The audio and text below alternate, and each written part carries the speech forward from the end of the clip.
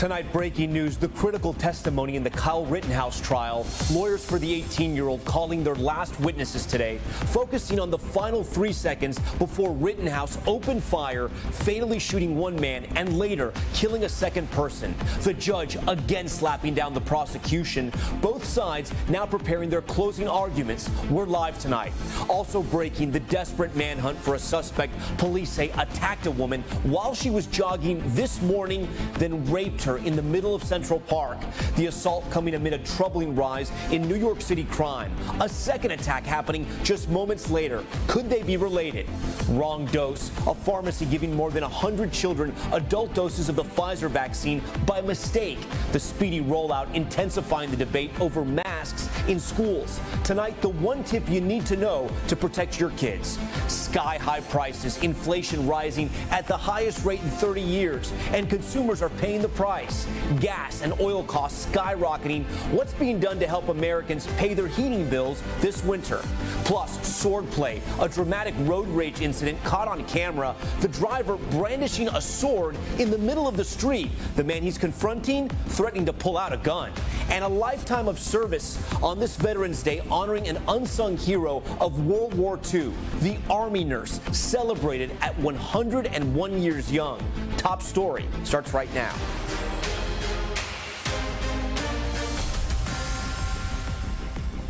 And good evening, I'm Tom Llamas. We begin Top Story tonight with breaking developments in the trial of Kyle Rittenhouse. The defense now resting its case, and tonight a new request from the prosecution, now asking for lesser charges to be considered as well. The fate of the 18-year-old will soon be in the hands of the jury, tasked with determining if Rittenhouse was acting in self-defense when he shot and killed 2 men and wounded a third during protests in Kenosha, Wisconsin last summer. The defense zeroing in on a key timeline to bolster that argument, calling experts to testify that less than 3 seconds elapsed between a protester firing a shot behind Rittenhouse and the instant he fatally shot a man he says was pursuing him. After an emotional day in court yesterday, the judge again today with harsh words for the prosecution. Both sides today preparing to make their closing arguments. Gabe Gutierrez again at the courthouse for us in Kenosha with the late-breaking details. Ready for the jury. Tonight, the Kyle Rittenhouse homicide trial is barreling toward its conclusion. We would rest. His defense team resting its case late today after a use of force expert and video analyst testified less than 3 seconds elapsed between when a protester fired a shot into the air and Rittenhouse first opened fire with his AR-15 style rifle, killing Joseph Rosenbaum. I didn't do anything wrong. I defended myself. The now 18-year-old faces 6 charges, including intentional homicide after shooting and killing 2 men and wounding another during last summer's protests in Kenosha following the police shooting of Jacob Blake. That's right, run. His emotional testimony yesterday backed up by another eyewitness today who recorded video that night. He testified that Rosenbaum was pushing a dumpster that was on fire into police vehicles. As first firearm goes off, Rosenbaum is already charging Kyle from behind, attempts to throw a bag at him, and Rosenbaum is lunging towards him very clearly, and Kyle fires. No ruling yet on the defense team's request for a mistrial after the judge yesterday admonished the prosecutor for out-of-bounds questioning. Today, the prosecutor butted heads with the judge again over exactly what video an expert should discuss. Go ahead, say what you want to say. I have to say, Your Honor, yesterday I was the target of your ire for disregarding your orders. Today, the defense is disregarding your order. You've been out here every day. Jacob Blake's uncle, Justin, says he did not think Rittenhouse's testimony was genuine. What we saw yesterday was ridiculous. He should have been at home playing Xbox or playing a game at home. Instead, he was out in the streets carrying a military-style gun that subsequently murdered 2 people with. All right, Gabe Gutierrez joins us now from the courthouse there in Kenosha, Wisconsin. Gabe, I understand there's some late-breaking developments. We understand the prosecution is also asking the jury to consider lesser charges. Yeah, that's right, Tom. They indicated late today that they want to include jury instructions on lesser charges related to 2 of the men that Rittenhouse shot, in addition to the more serious counts. Now, legal analysts say that this is not uncommon, but it could also potentially indicate that prosecutors aren't fully confident that they're able to prove the more serious charges beyond a reasonable doubt. We'll have to wait and see, because they're also set to discuss all of this with the judge in more detail tomorrow, Tom. Gabe, this case has moved at a lightning pace.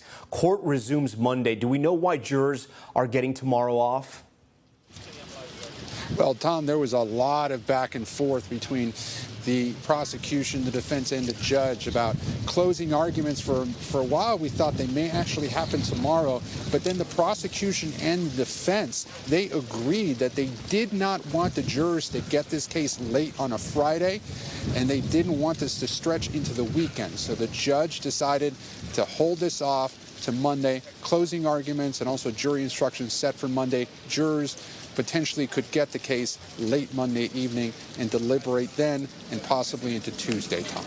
All right, Gabe Gutierrez, with all those late-breaking developments there from a windy Kenosha tonight, as both sides prepare to make their final pitch to jurors in the Rittenhouse case, we want to bring in our panel of legal experts. NBC News contributor Chuck Rosenberg, he's a former U.S. attorney and a senior FBI official. And you may remember Bernarda Villalona. She's a longtime friend of Top Story. She's a criminal defense attorney and former prosecutor. Welcome both to Top Story tonight. So, first off, Wisconsin self-defense law, we know, says the defendant can use force against another person if they reasonably believe it's necessary. But the law also says that a person who provokes an attack cannot claim self-defense. So I want you to break down that argument for us, Bernarda, if you can. How did the defense do in arguing that this was self-defense? Exactly, Tom. Thank you for having me. So finally, the state of Wisconsin versus Kyle Rittenhouse has come to an end. The jury is going to determine, is Kyle Rittenhouse, was he a victim or was he a vigilante? Now, we're dealing with self-defense, which is the main issue in this case. If the jury were to find that Kyle Rittenhouse was the initial aggressor, then he cannot add himself of being with the defense of self-defense, meaning that he started it, that he was the one who approached the situation. And there is an argument that being that Kyle Rittenhouse went to a volatile situation in Kenosha, Wisconsin, armed with an AR-15 rifle, and because he went there to a volatile situation, that he could be considered the initial aggressor, especially when we take into contact his actions prior to the shooting that night. Okay, Bernarda, but what do you think? Has the defense done a good job to prove one way or the other whether this was self-defense or not? So the defense has no burden at all. Of course, the prosecution has to prove their case beyond a reasonable doubt. However, I do find that the defense was successful in terms of poking holes into the prosecution's case. I think they were able to poke holes and also represent that there was self-defense in the sense through the prosecution witnesses, as well as Kyle Rittenhouse himself testifying yesterday and the witnesses that testified today. So I think they were successful to a certain extent. But the question would be, was it reasonable for him to use deadly force in order to prevent death or imminent serious bodily injury? That would be the question, and that will make the determination as to the lesser included offenses. If the prosecutor is successful in getting them, it may lead to a conviction in those counts if the prosecutor can get them. Chuck, I want to get you in here now. You're a former U.S. attorney. How has the prosecution done so far? Look, you're only as good as your facts, Tom. I'd like to have thought that I was a brilliant advocate. I wasn't. I won cases as a federal prosecutor when the facts and the law were on my side. The prosecution has a tougher case than many people might have imagined, as Bernarda so well pointed out. The defense has laid down the elements of self-defense. I mean, they have made out a reasonable case that Rittenhouse feared for his life. They've narrowed the aperture. They've asked jurors to focus just on a very short time period, less than 3 minutes, between the first shot and when Rittenhouse walked by police with his hands in the air. And they're asking the jurors to consider only those 3 minutes so that they can determine that he acted reasonably in firing on other people who he thought were a threat to them. The prosecution is trying to widen the aperture, as Bernarda just said, to point out that Rittenhouse came heavily armed to the streets of Kenosha, a place that he doesn't live, looking for trouble as a vigilante, and therefore he provoked what had happened to him, and that he's not entitled to a self-defense claim. It's a harder case for the prosecution than a lot of people would have thought. And I think Gabe Gutierrez's information, his reporting at the beginning of this show tonight, Tom, was really important. The government is now going to ask for a lesser included offense instruction. Yeah, I wanted to ask you about that, about the lesser charges. How do you read into that? Because that was a major development tonight. Yeah, it is. So a couple of thoughts, Tom. Not terribly uncommon. Homicide is the unlawful killing of another person. You can kill in the first degree if you intend it, you premeditate it, or you can kill in the second degree, generally speaking, if you act with reckless indifference to human life. Rittenhouse was charged with first-degree intentional homicide. What the government, I think, is now realizing, Tom, is that reckless indifference might be the way the jury sees this, and so they're going to ask for that second-degree charge when the jury is instructed on the law by the judge on Monday. Not terribly unusual, but it may be that as the facts came in this case, it more logically supports a second-degree charge than a first-degree charge. Yeah, it may show that the prosecution doesn't like the hand they're holding right now. Finally, Bernard, very briefly, even though we could possibly talk about this all night, I do want to ask you, they're going to get 2 hours in their closing arguments. If you were his defense attorney, what would you use those 2 hours to point out? So during those 2 hours, I think what the defense attorney for Kyle Rittenhouse is going to have to do is emphasize that this took place in a matter of seconds. It was about life or death, his life or the life of the person that's trying to take the life away from him. So in this case, it was by any means necessary in order to preserve his life, a 17-year-old kid, in a matter of seconds in a situation that was deadly. Bernarda Villalona, Chuck Rosenberg, we thank you both for your time. We thank you for joining Top Story tonight. All right, we want to turn now to the rush to vaccinate millions of kids and the future of COVID protocols in schools. The debate over mask mandates raging in some districts, with parents protesting outside school board meetings, and a pharmacy worrying parents in one Virginia county after a mix-up where they gave 100 children doses meant for adults. Sam Brock reports. At schools across the country, it's a new chapter on COVID-19. Shots are rapidly going into arms, with the White House revealing nearly 1 million 5 to 11-year-olds have already received a dose and hundreds of thousands of appointments scheduled. The crush of jabs, combined with classrooms and communities seeing fewer infections, has led some school districts to remove mask mandates. All I want is my child to be able to get a proper education without having to wear a mask. This, as the CDC director warns that pulling mask requirements might be premature. I would say masks are for now, but they are not forever. Nationwide, just over half the states have no rule on masks in schools. 17 require them, though some, like Pennsylvania, are about to ease those rules, and a few ban mandates altogether. That was the case in Texas until a federal court just forced Governor Greg Abbott's hand, ruling that banning mask mandates violates the constitutional rights of students with disabilities who might be more vulnerable to illness. And in Florida, the only ones that have broken any laws are right in that building right there. A months-long feud between counties like Broward and Miami-Dade, two of the biggest school districts in the country, and Governor Ron DeSantis, appears to be over. Both districts are now voluntarily making face coverings optional, though that's hardly easing the minds of some parents, like Glenisha in Miami. My kids will continue to wear masks. I understand that there are vaccines and whatnot. Right now, I'm more on the cautious side. These are my babies, so I want to protect them at all costs, even by things that I'm not unsure. I want to be 100% sure before I take that leap with my kids. For other families, like the Urboms, the new rules mean a rush to get their kids a dose. How does relaxing these rules, or I should say, how does relaxing some of the mask rules force your hand on vaccines? Well, I mean, we want to get them vaccinated, but we're in a crunch because we trust our pediatrician the most, and she does not have it yet. Some moms and dads are also concerned by 100 kids in Virginia receiving adult-sized shots accidentally. Some of the stumbling blocks struck along the way in a path to safer schools. All right, Sam Brock joins us now from Miami. Sam, we're going to have more on that, those kids getting those adult doses in a moment. But I want to ask you about a troubling trend we're seeing. Several states seeing an increase in COVID cases. From your reporting, this is happening in both warm and cold states. Do we think another wave is possibly happening? Yeah, there's no question, Tom, there's going to be another wave. The big difference between now and a year ago is that we have a vaccine, obviously. 70% of adults so far are fully vaccinated, but 17 states right now have seen double-digit percentage increases in the number of COVID cases. And as you correctly point out, that's cold weather states, which you might expect, like Michigan and Minnesota, 50+% over the last couple weeks for each of those states. But California's up 13%. Arizona, not exactly a cold weather state, is up more than 30%. So it's a more complete picture than just this narrative about people going inside and being exposed to more virus. Tom?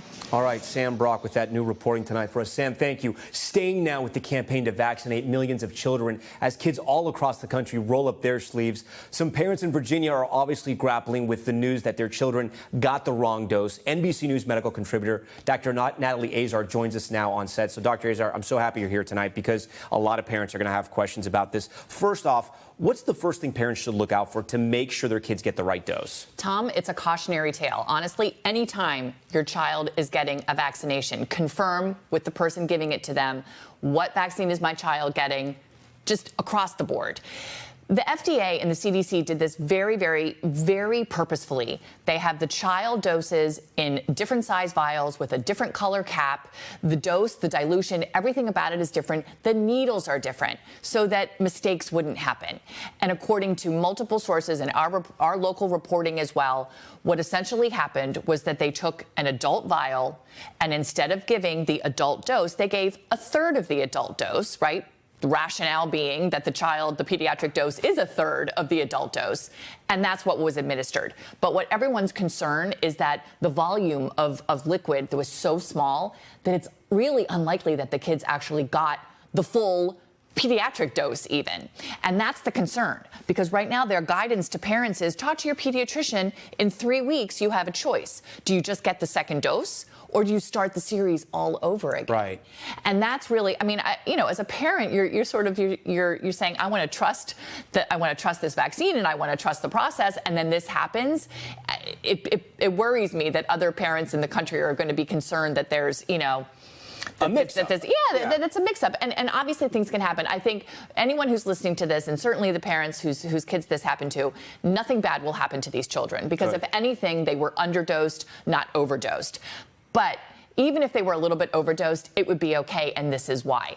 Remember in the clinical trials, they settled on the 10 microgram dose, on that smaller dose than the adult. They tested the higher dose. The children tolerated it fine. They just settled on the 10 microgram dose because that was the minimum dose that elicited the appropriate response. Yeah. Right. Yeah. And that there's no advantage to overshooting. You might be a little achier, a little bit more headache, but certainly nothing life-threatening is going to happen because of this mix-up. It's just an unsettling. It's just, it was reckless. Right, right. Really, yeah. And it would trouble any parent that this happened to. And we're glad, hopefully, all those kids are going to be okay. Yeah. So our kids got the vaccine, already noticed some side effects, a little bit of, the sore arm and a little bit of a rash. Both my daughters got the rash. Mm-hmm. Are those normal side effects? Because we've read about them, and those are the extent of the side effects, right? They haven't been too bad in kids. No, and that's really the encouraging thing. The vaccine reaction, they can get the same thing from the flu shot, right? This is your immune system responding. This is what you want to really see, technically. A little low-grade fever, a little achiness, that kind of thing, totally appropriate. The best news is that at least in the clinical trial, again, not a ton of participants, but we did not see that myocarditis so much in this younger age group because they really think that the myocarditis, the heart condition is really more of a post-pubertal thing. That we don't really see that so much in younger kids. So we'll see. Now that we're vaccinating a lot of, millions of children, we'll see if we actually see these cases of myocarditis. But I would not expect that in this young group necessarily. Finally, I know you're a doctor in private practice, but I'm asking you to give your opinion on sort of public health if you can. Are you happy with the pace that kids are getting vaccinated in the U.S.? Yes. I mean, I certainly think it's encouraging that we're at around, 1 million after 1 week. But the number, is 28 million that we need to vaccinate. And the numbers just in terms of even vaccinating 1 million will save, thousands of children from having infection. It will save hundreds of them from being in the hospital.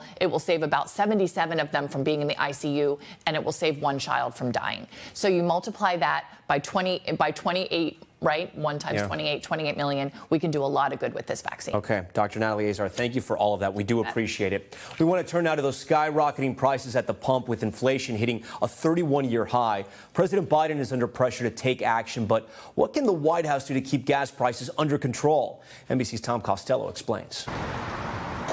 From Americans' gas tanks to their winter heating bills, the dollar signs just keep adding up.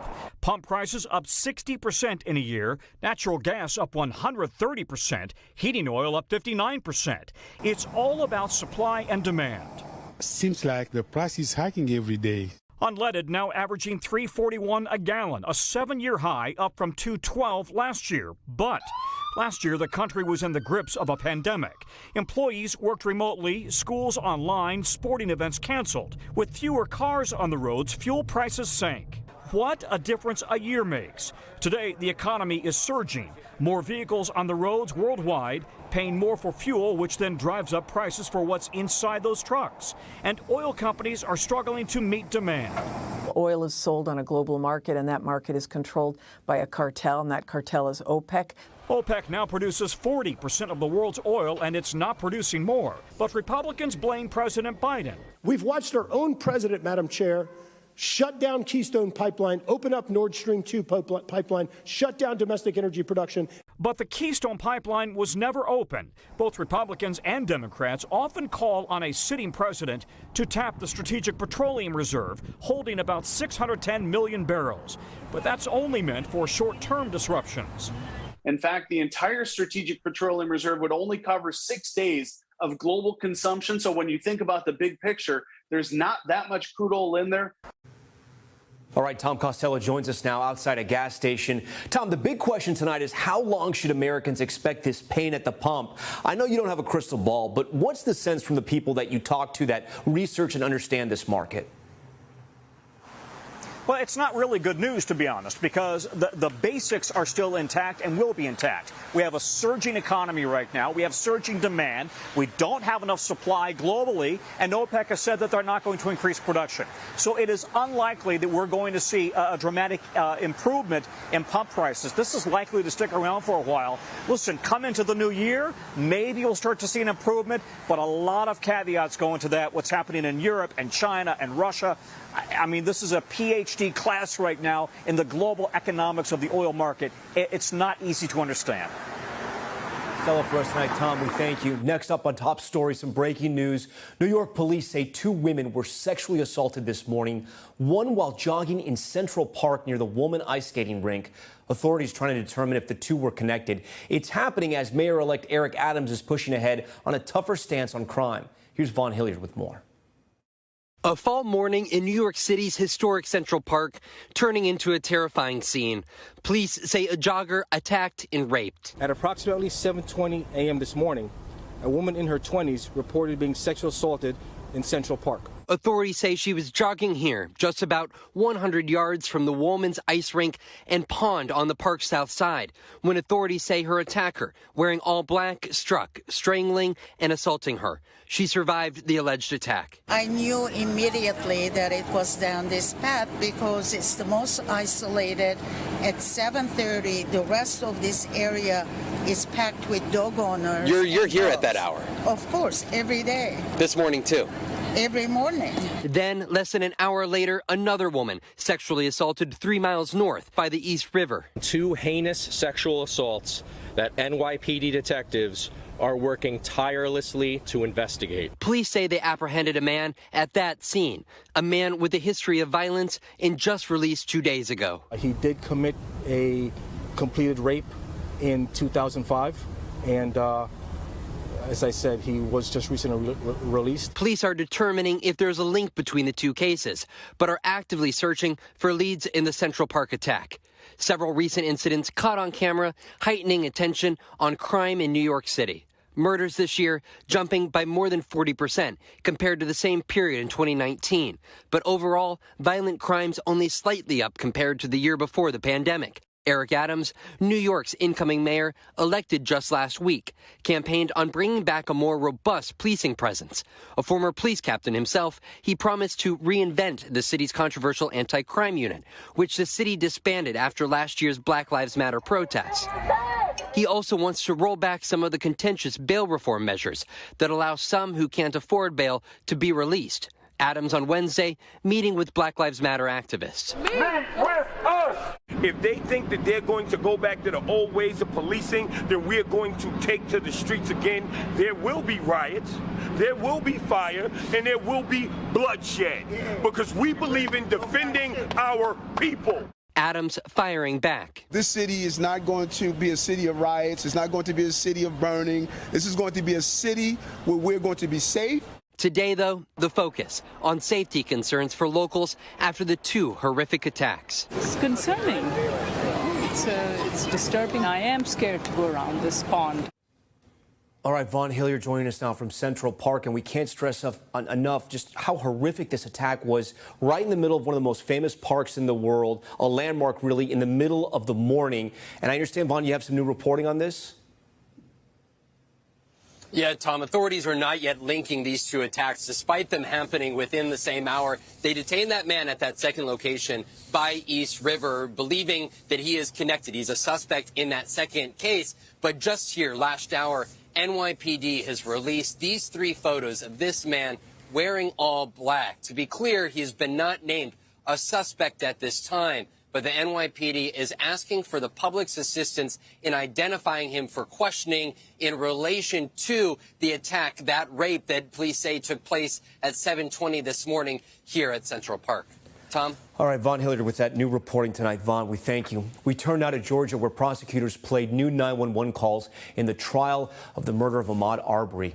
Larry English, a homeowner in the neighborhood where Arbery was killed, calling authorities after seeing someone on his home security camera. The defense saying it was Arbery, the prosecution fighting back with a different story. Ron Allen reports.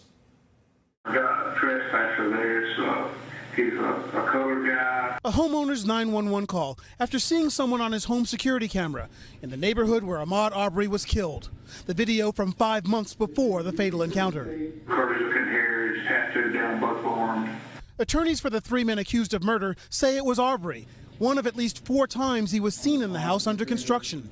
As the defense tries to convince the jury Arbery was not an innocent jogger, but rather a suspicious figure the defendants were trying to place under citizen's arrest, and who defendant Travis McMichael already had come face-to-face with near that same house under construction. The jury hearing McMichael's 911 call 12 days before he shot and killed Arbery, he says in self-defense.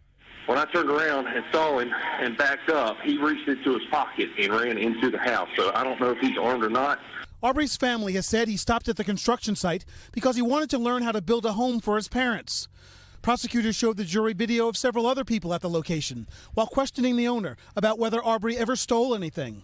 To your knowledge, at this point, has anything ever been taken or disturbed? No. Prosecutors say the defendants had no reason to chase Arbery on the day in question, while asking a police officer to read part of one of the defendants' first interviews. What does Greg McMichael say on lines 3 through 6? He was trapped like a rat.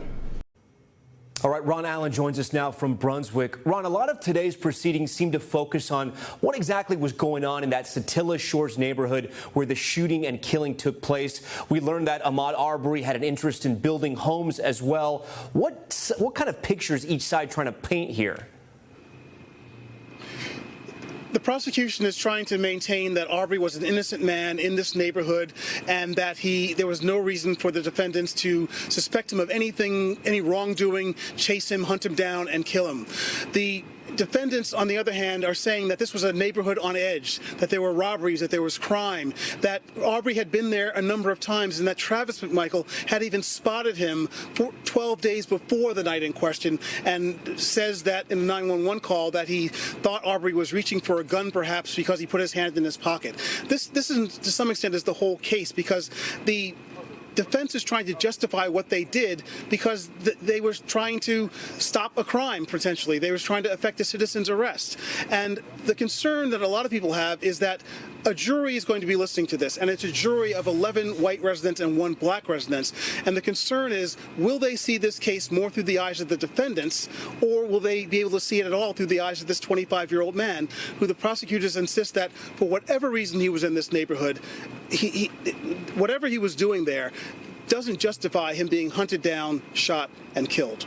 Ron, before you go, I got one more question for you. I know you've covered a lot of trials. How is the pacing of this trial going? And do we have any idea when the jury may potentially get the case to start deliberating? Well, we've asked, and there's no public witness list. The prosecution isn't making one public, so we don't know. But yes, it's going very slowly, and the feature that's making it slow is that the prosecution is relying heavily on statements that the defendants made to the police during interrogations. So they're calling the police to testify, and they're going line by line through the transcripts of these interrogations. And the prosecutors are trying to focus on things that were inflammatory that the defendants said, like they're going to stop that he was trapped like a rat, while the defense is trying to find things in these transcripts that are much more benign and suggest that the defendants acted responsibly. So yes, it's going slowly, but these things take time, and how long it's going to take, it's unclear. Maybe 2-3 more weeks, but who knows? And that's all we can really say about that.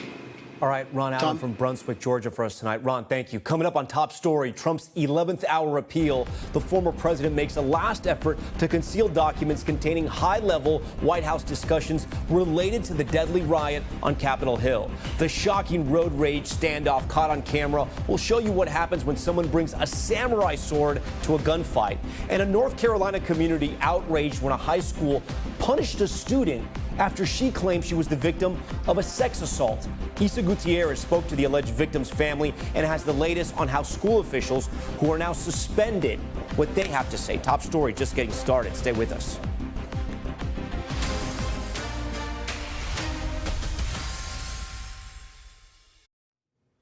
Back now in Top Story, a Charlotte school is under fire tonight after allegedly suspending a student who reported a sex assault. Tonight, her mother is speaking out. Issa Gutierrez has more.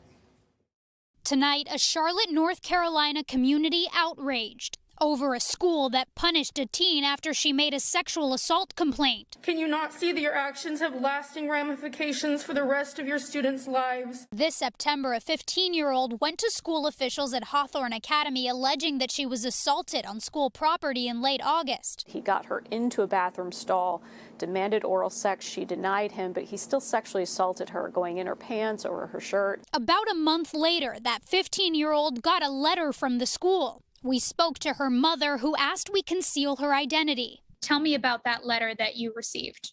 My daughter received a letter from the school stating that she would have to have 1 day of out-of-school suspension. This is the letter. It states evidence showed no violation of the district's sexual harassment policy. It also added there was evidence of false information by her daughter, resulting in the suspension. How did that letter make you feel? I was upset. I was hurt, frustrated. I had so many emotions running through me. As the mother, I didn't know what to do. Her daughter also reported the alleged incident to the Charlotte-Mecklenburg Police Department. And just days after her suspension, police charged the suspect with 2 counts of sexual battery against her and another teenager. That case is pending. So there's a criminal case that's proceeding at this point into the juvenile courts, and yet the school claimed there was no evidence. A few days after charges were filed, the alleged victim's mother says she received an email from the school asking her to sign her daughter up for a class called Sexual Harassment is Preventable. When did you decide to tell the media about what happened? I decided to talk to the media once I felt like there was no action being done. Once the story came to light, there was immediate backlash on social media. The Charlotte-Mecklenburg School District suspended the principal and the assistant principal who had signed the suspension letter. At this point, do you feel good about what the school district is doing? So I think the school district is trying to put out a fire. This could have been avoided. It really could and should have been avoided. The school district refused repeated requests for comment. They had released this statement last week saying, quote, "We take all allegations of misconduct very seriously, and our staff is trained to follow proper procedures in reporting, and will take appropriate action in the event any review reveals action is necessary." We also reached out to the principal and assistant principal who were suspended, and they had no comment. The mother of the alleged victim says her daughter now doubts coming forward. She questions daily whether her decision was the right one. And I have to let her know every day, you did the right thing. No matter what, this was the right thing. All right, Issa joins us now live in studio. So, Issa, we still don't know why the police investigation and those school officials' investigation went in completely different directions. But you've just learned that there was another sexual assault in the school district? That's right, Tom. So that attorney I spoke with, this is actually the third student that she has represented within this same school district. And in fact, the district settled one of those lawsuits back in the spring with a student at another school in the district. They denied the allegations. They didn't admit to any wrongdoing, but they did pay that alleged victim $50,000 to settle those allegations. And the cases were similar, you're saying? That's right. All students within the Charlotte-Mecklenburg schools. And in that particular case, actually, the principal at that school was also suspended by the district following his handling of the situation. I did ask the district about that particular case. They said that they would not comment. That principal is now back working for the district. And by the way, Tom, I also want to mention that the school district has already announced the replacements for the principal and the assistant principal at Hawthorne Academy this week. Okay, a major move. Issa, thank you for bringing us this story. Coming up, the latest on the deadly stampede in Texas. A 9th person now dying from injuries sustained at the Travis Scott concert. Plus, new police audio reveals the moment the event took a fatal turn. And the terrifying high-speed collision, an Amtrak train slamming into the Amazon delivery truck. The truck barely recognizable. The driver somehow surviving. Stay with us.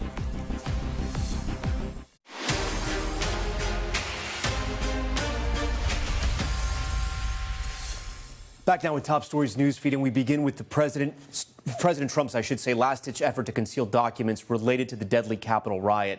A federal appeals court late today granting the former president's request, temporarily blocking the National Archives from turning over key documents to Congress. The committee investigating the riot was set to receive those documents tomorrow. The court will now hear arguments on November 30th. The Amazon truck obliterated by an Amtrak train in Wisconsin. Take a look at this. The delivery vehicle ripped in half after a train plowed into it. The mangled wreckage barely recognizable. Miraculously, the driver walking away unharmed. That's good news. He was taken to a local hospital as a precaution. No one on the train was injured. The cause of the collision is still under investigation. All right, a shocking road rage incident caught on camera in Portland, Oregon.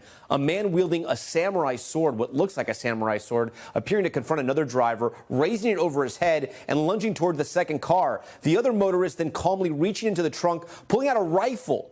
Portland police telling us today the incident was never reported. The cause of the confrontation not immediately clear.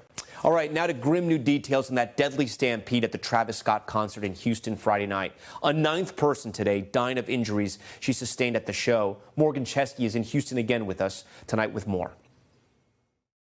I don't have any words, Tonight, a mother's tears marking another family torn apart by the deadly Astroworld Festival. This was not concert. I don't know what it was, but this was not concert, because my baby didn't come back. Bharti Shahani died late Wednesday. The 22-year-old had been on a ventilator since Friday night's Travis Scott concert, where her cousin watched her disappear when the crowd surged. If they hadn't packed us in on all 3 sides with barricades, they suffocated us. They did this to Bharti. They suffocated Bharti.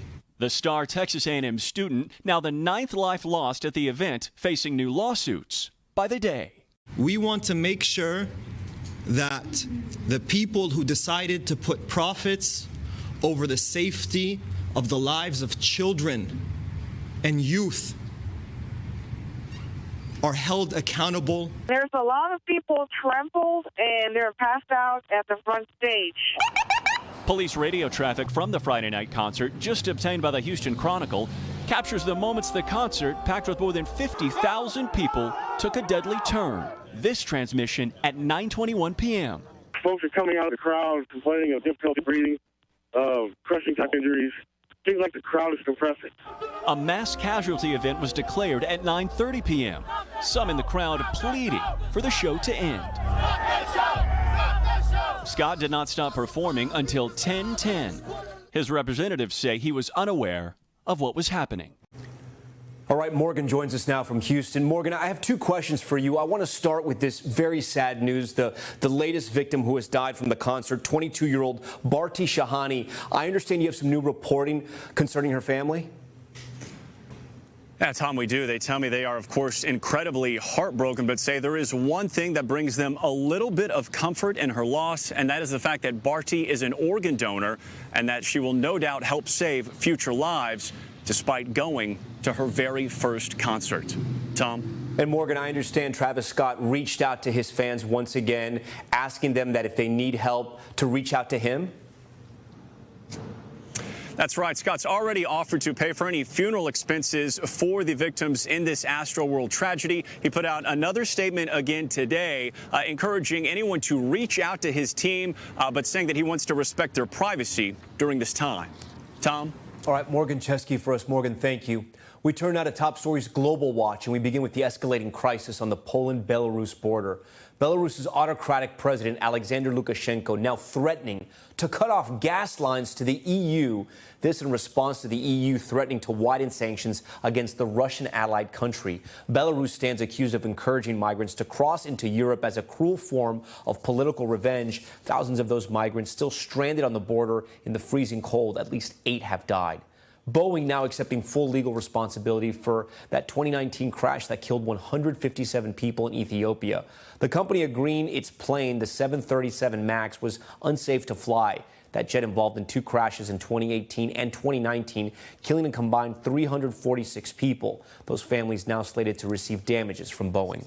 All right, coming up, the NBC News exclusive. We're on a U.S. military base engaged in a high-stakes war game, trying to show its supremacy against China. Keir Simmons with the inside look. Stay with us.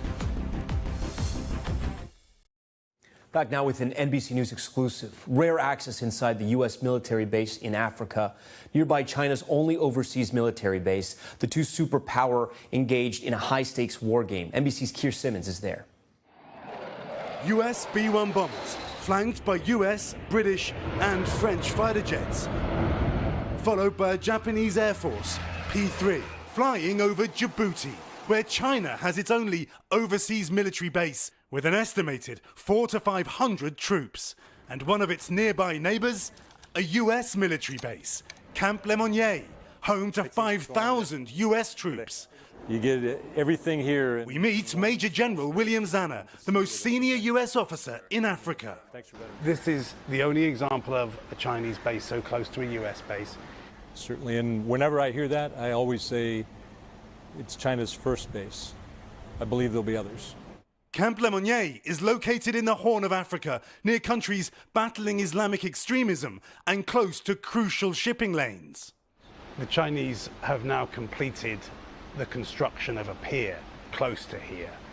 Do you expect to see a Chinese aircraft carrier dock there, Chinese submarines? I think the pier that the Chinese have constructed will be capable of hosting just about any vessel within the Chinese inventory. We have not seen Chinese vessels at that pier yet. I think that's only a matter of time. Earlier this month, after China's reported test of a hypersonic missile, the chairman of the Joint Chiefs told Lester about the growing threat from China. We're witnessing one of the largest shifts in global geostrategic power that the world is witnessing. We drive across Djibouti. Signs of China's economic dominance are everywhere, even the Bank of China. And just 6 miles from America's base, we turn into an isolated road to find a People's Liberation Army camp. So the Chinese base is right here, and they're going to be watching us as we're watching them. This is a fort, really. It's a kind of Chinese fort. It was opened only 4 years ago. Time to turn around. I think that's as close as we really want to get. They clearly don't want attention. Contrast that with US forces training local troops. But a statement to NBC News from the Chinese embassy in Washington suggests they're still developing the base. The completion and commissioning of the base will help China better fulfill the international obligations of the United Nations and help China make new contributions to Africa and the world's peace and stability. The statement ends, "We urge the US to stop slandering and smearing China." And China is considering more military bases around the globe, according to the Pentagon, across Asia and Africa, in talks to build a military port on the Atlantic. We should be very concerned about China's basing interest for having African ports and land bases and what that would mean for our country. I think that's consequential.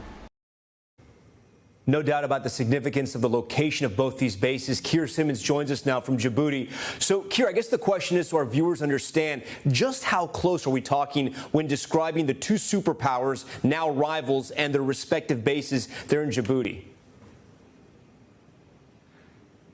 You know, Tom, they are 6 miles apart and a world apart, and so different. You saw how much they are front-facing here at this U.S. base. Well, you saw by the way of that China base, we got close. It seemed to be hidden away. In many ways, what we're seeing here, Tom, is a microcosm of what we may see in the future as China expands its military power. How it handles that power, well, Tom, that will decide how history is written.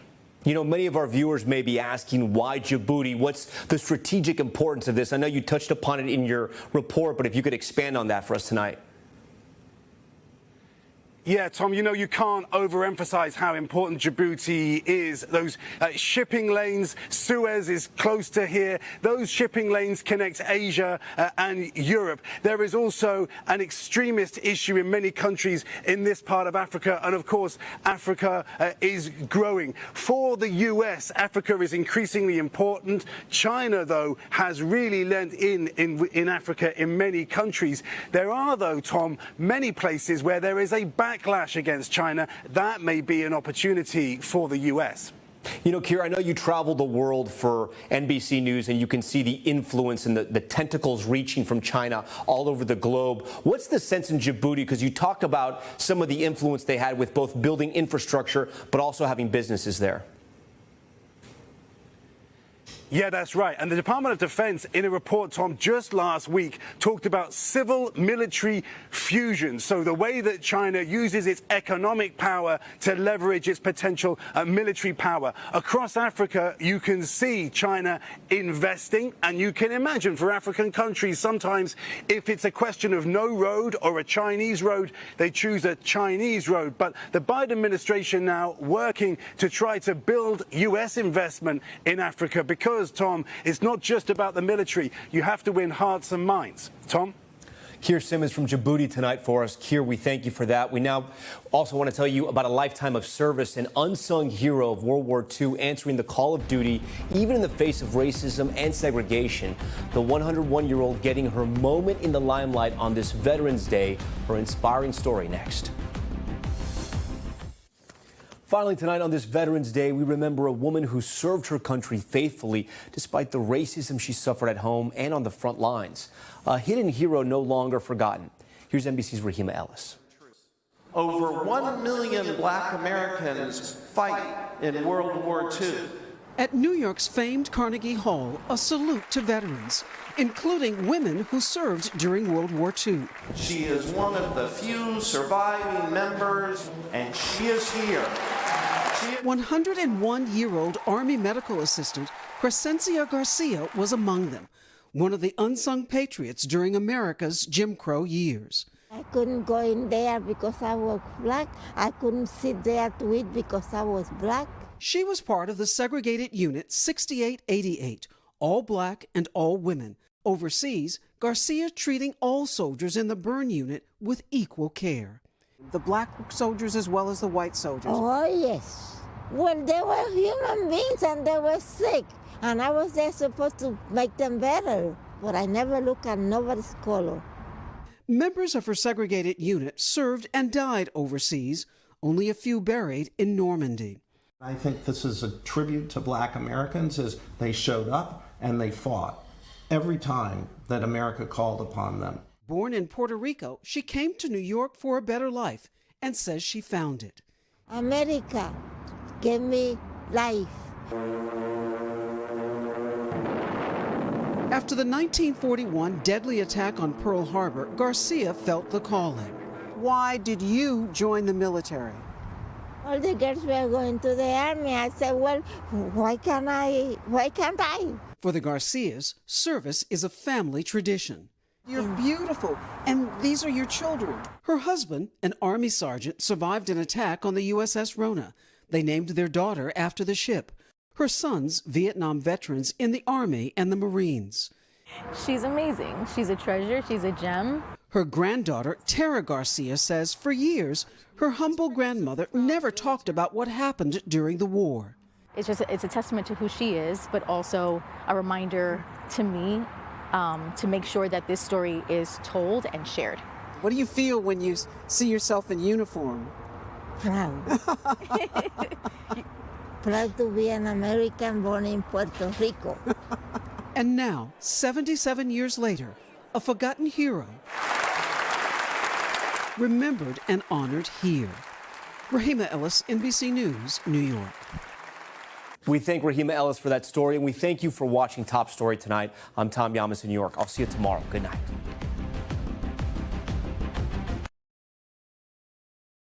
Thanks for watching our YouTube channel. Follow today's top stories and breaking news by downloading the NBC News app.